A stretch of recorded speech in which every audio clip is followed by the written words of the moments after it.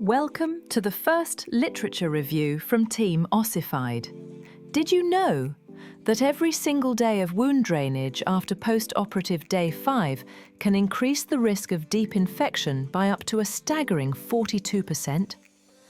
This critical finding comes from a narrative review on persistent wound drainage published in the Journal of Arthroplasty. The study proposes a clear and practical classification system to help manage this issue. It's divided into 4 categories. Category 1 is limited, just a stripe of blood. Category 2 is moderate, with drainage less than 2 by 2 centimeters. Category 3 is excessive, requiring 1 dressing change per day. And Category 4 is massive, needing 2 or more daily dressing changes due to soaked gauze. Based on this classification, the authors outline a systematic clinical approach. This flowchart outlines the management of persistent wound drainage following surgery. We begin on post-operative day 2 to 4. If you have persistent drainage classified as category 1 through 3, the initial approach is clinical observation alongside 48 hours of immobilization. You'd also apply a pressure bandage and potentially consider a nutritional consultation or adjusting anticoagulant medication. At this point,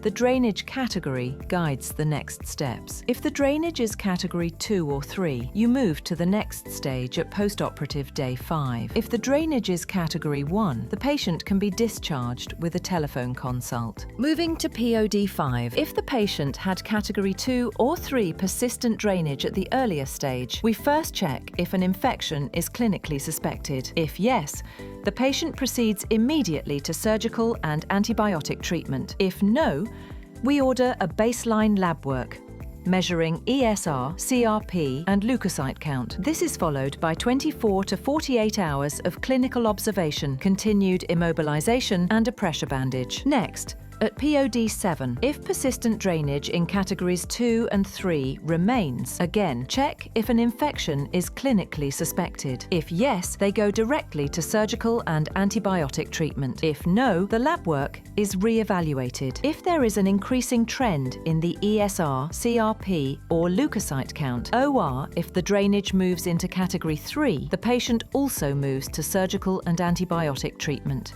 If the lab values are stable and category 3 is not met, the patient continues with clinical observation and 24 to 48 hours of immobilization and a pressure bandage. Finally, at POD 10, if persistent drainage, category 2, is left, or if new drainage occurs after the wound had been dry, is still an issue, the patient also moves to surgical and antibiotic treatment.